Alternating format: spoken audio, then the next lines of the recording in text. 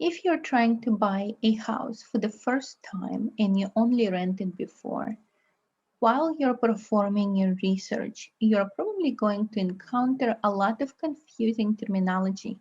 One of them is cash to close. Some people will mention cash to close or out of pocket expenses, but how do you know what cash to close is? In this video, I'm going to discuss what is cash to close and how to calculate it. Ability to calculate your cash to close will determine how easily you can estimate affordability of a specific house. Let's take a look. My name is Elena, and I am a realtor with Keller Williams Central 75 in Dallas, Fort Worth area of Texas. And this is another episode of Podcast with Elena.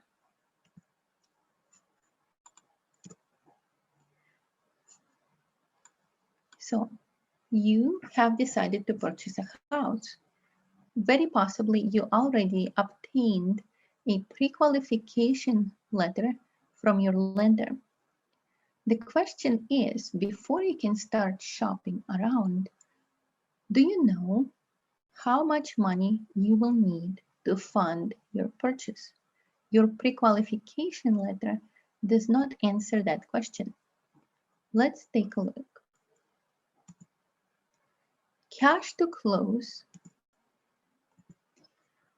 means that you will need to fund multiple types of expenses. One of them is going to be your down payment. How much will your down payment be?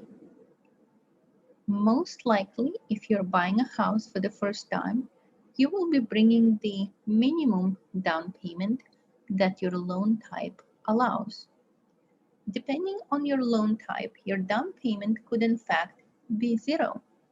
If you're interested in finding out the types of loans that allow you to use a 0% down payment, please find my video somewhere on this channel that says how to buy a house with zero down payment.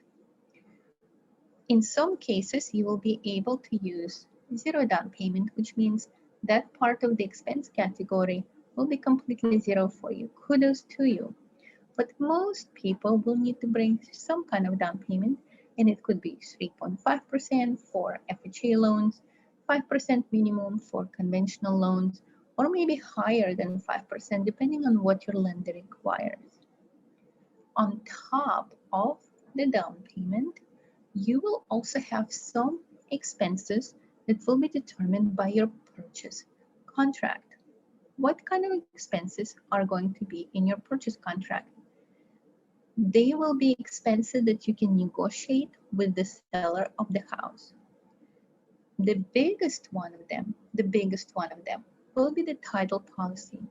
Depending on how desirable, how hot the property is, or what kind of a market you're in. Are you in a seller's market? Are you in a buyer's market? You may be able to have the title policy, and I'm not going to explain what the title policy is right now, just it's a category of expense. You will, in some cases, the title policy will be paid by the seller if you can negotiate it. But let's just assume for now that you will be paying for it because we're in 2021 and the market is pretty hot.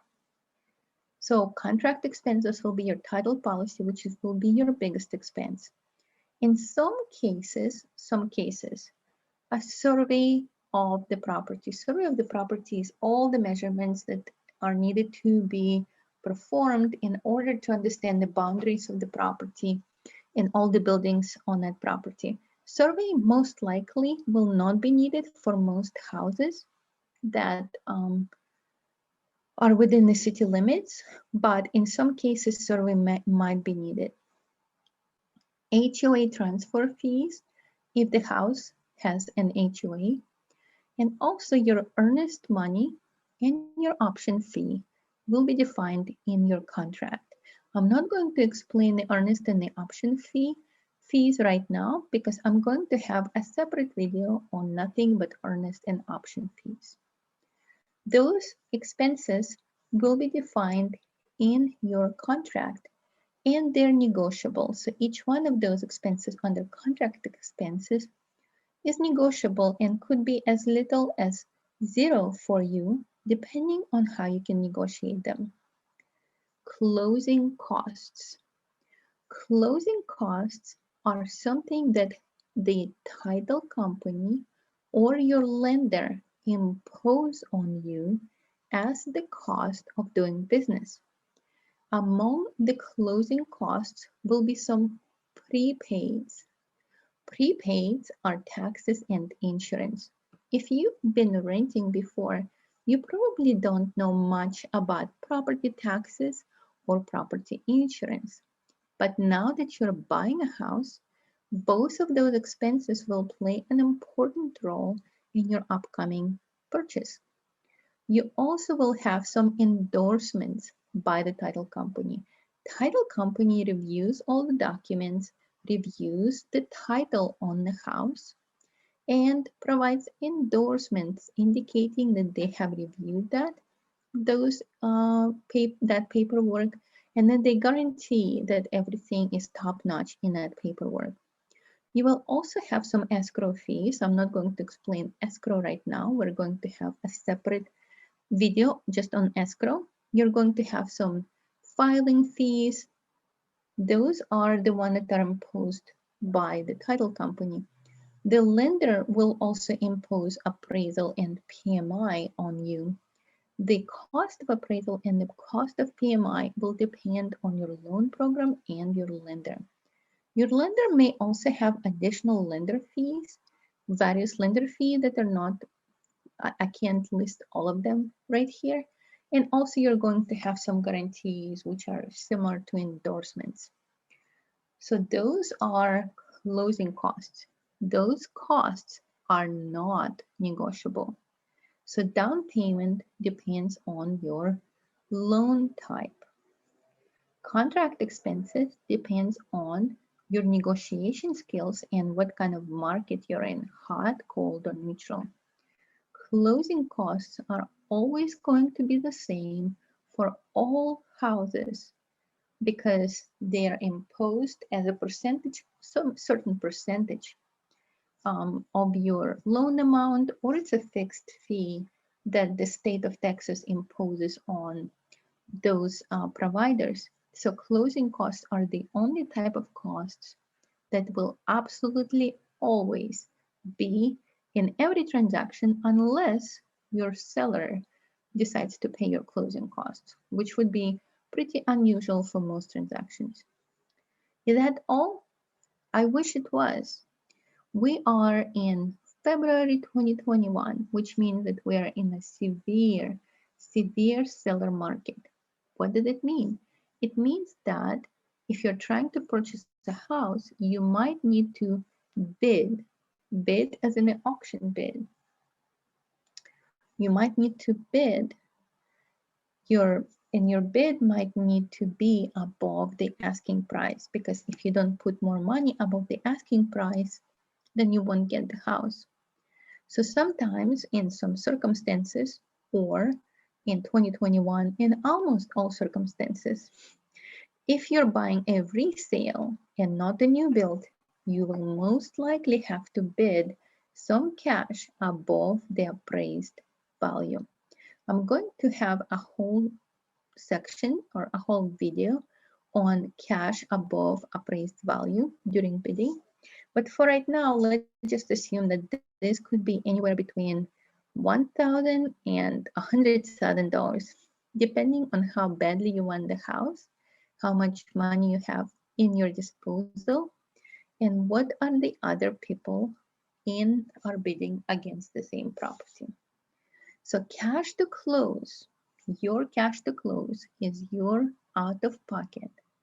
It is money that you will need to bring to the closing in order to sign the documents and to receive your keys. Again, just to recap, we'll need a down payment, if any. We will need contract expenses.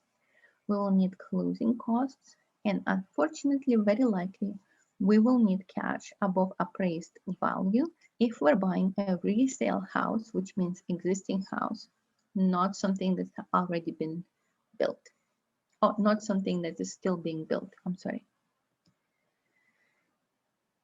So how much is all of that? Because a lot of those expenses look like they would come up to a huge and unsurmountable amount of money. Let's take a look. For me, it would be easier if you were able to download an app on your phone. If you're trying to buy a house, if you're thinking about buying a house this year, one of the wisest things that you could do is to download an app called Lawyers Agent. Lawyers Agent, so you can go to lawyersagent.com, or if you're looking through your app store, then look for Lawyers Agent 1, and it's kind of like a blue icon right here. Please, please, please download this app because it will help you enormously when understanding your true purchasing power. Let's take an example of how this specific app can help us to understand how much we will need to bring cash to close. In this particular case, what I did is this is the app interface. I have a $300,000 house that I am buying with 5% down payment loan, with 5% down payment. As you can see, this app quickly calculates that your monthly payment for the $300,000 house with 5% down will be $1,932. See if that's affordable. But most importantly, it tells you that your cash to close, the amount of money you will need to bring to this transaction, will be $22,236, give or take. There could be a few $100 difference depending on how soon you're closing, what your taxes are going to be, and a few other things. But this gives you a pretty good breakdown of things that go into your cash to close. So in the $22,236, you're going to have, you're going to have principal and insurance. Your principal and insurance will be part of your monthly payment.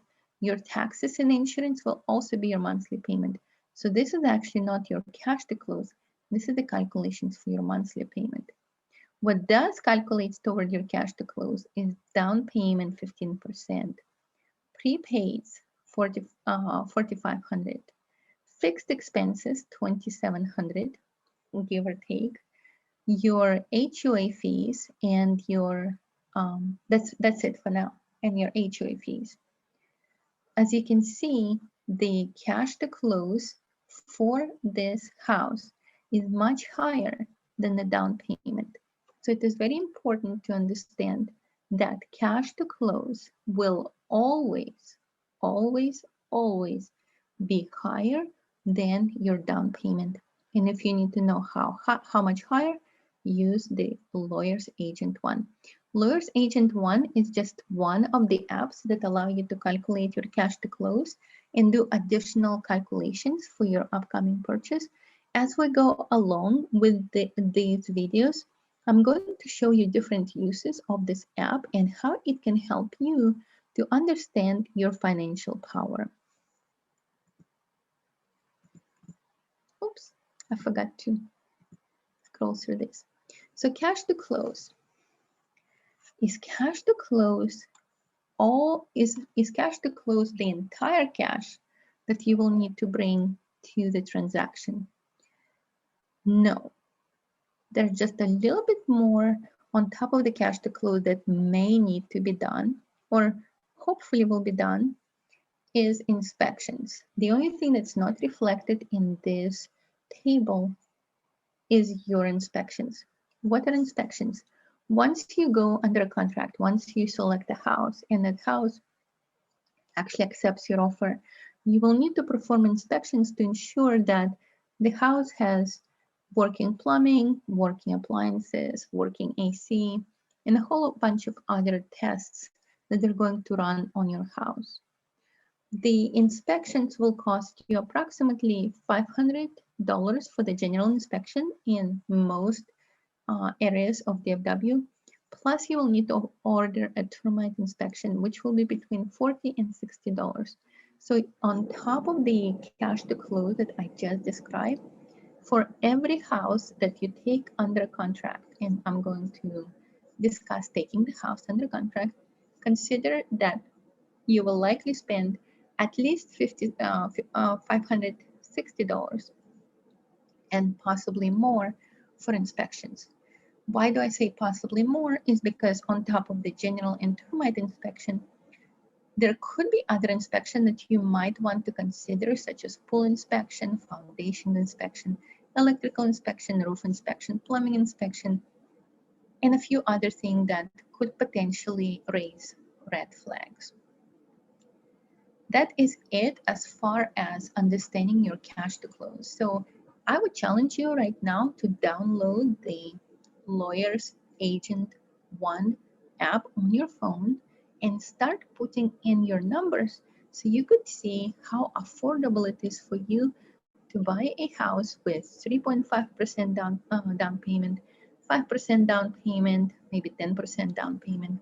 Play with the app and see what your affordability looks like for each of those down payment amounts. That is it for today. My name is Elena Garrett, and I'm an agent with Keller Williams Central 75.